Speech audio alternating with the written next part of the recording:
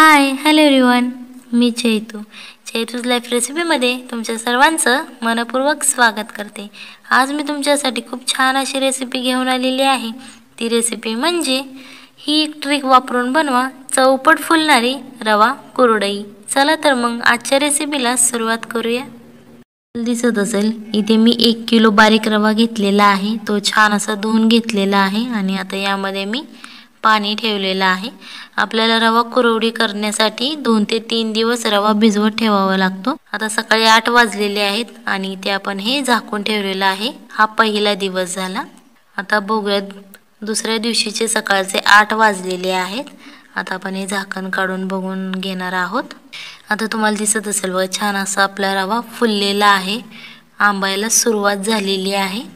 आता हे वरचं पाणी आपण काढून घ्यायचं आहे, म्हणजेच रव्याचं पाणी बदलून घ्यायचं आहे आणि परत एकदा हा रवा झाकून ठेवायचा आहे।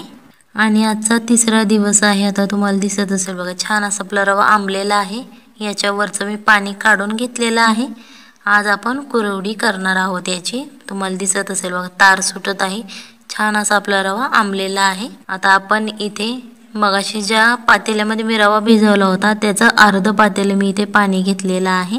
आता हे छान असं उकळून घ्यायचं आहे। आता तुम्हाला दिसत असेल पाणी उकळलेलं आहे आणि यामध्ये आपण चवीप्रमाणे मीठ टाकायचं आहे। आणि मीठ टाकताना इथे काळजी घ्यायची आहे की मीठ कमीच टाकायचं आहे, कारण कुरवडी वाळल्यानंतर जास्त मीठ होऊ नये। आता पाणी छान असं उकळलेलं आहे। आता हे मी लाटणं घेतलेलं आहे आणि आता यामध्ये हळूहळू आपण रव्याचा चीक सोडून घ्यायचा आहे आणि छान असं हलवायचं आहे, म्हणजेच हलवत सोडायचं आहे, जेणेकरून यामध्ये गाठी तयार होणार नाहीत।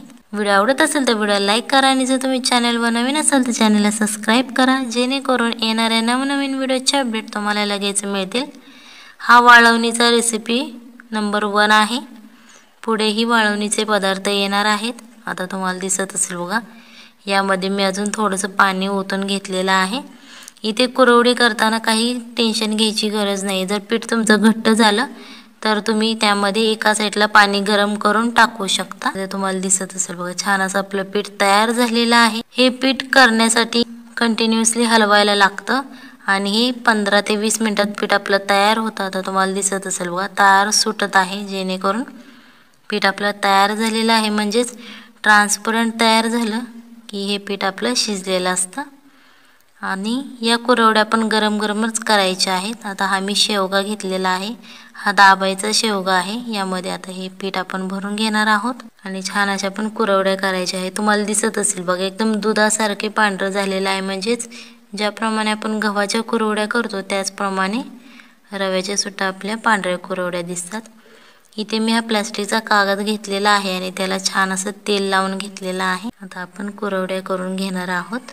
आता तुम्हाला दिसत असेल बघा अशा प्रकारे मी कुरवड्या घालायला सुरुवात केलेली आहे। अशा प्रकारे आपण सगळ्या कुरवड्या घालून घ्यायच्या आहेत, जास्त जाड करायच्या नाहीयेत, पातळ केले की त्या लगेच सुकतात। आता हे आपल्या सगळ्या कुरवड्या घालून झालेल्या आहेत। तुम्हाला दिसत असेल बघा 1 किलो रव्याच्या खूप अशा जास्त कुरवड्या तयार झालेल्या आहेत। तुम्हाला दिसत असेल बघा हा एक मी मोठा कागद घेतलेला आहे।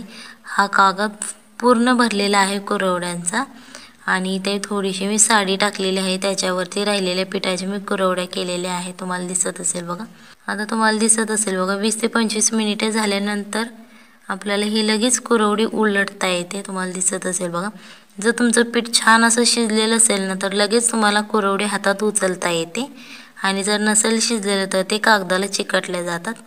सो अशाच प्रकारे आपण छान अशा 3 ते 4 दिवस कुरवड्या वाळवून घेणार आहोत। एकदम कडक होईपर्यंत वाळवायच्या आहेत। आता तुम्हाला दिसत असेल बघा छान अशा आपल्या कुरवड्या वाळलेल्या आहेत। या कुरवड्या मी 4 दिवस वाळवून घेतलेल्या आहेत। आता तेल मी छान असं गरम करून घेतलेलं आहे। आता यामध्ये आपण ही कुरवडी तळून घेणार आहोत। अशा प्रकारे आपली रवा कुरवडी तयार झालेली आहे। खूप छान याची टेस्ट आहे, आंबट अशी चव आलेली आहे या रेसिपीला। चला तर मग भेटूयात पुढच्या रेसिपीमध्ये, तोपर्यंत बाय बाय, टाटा।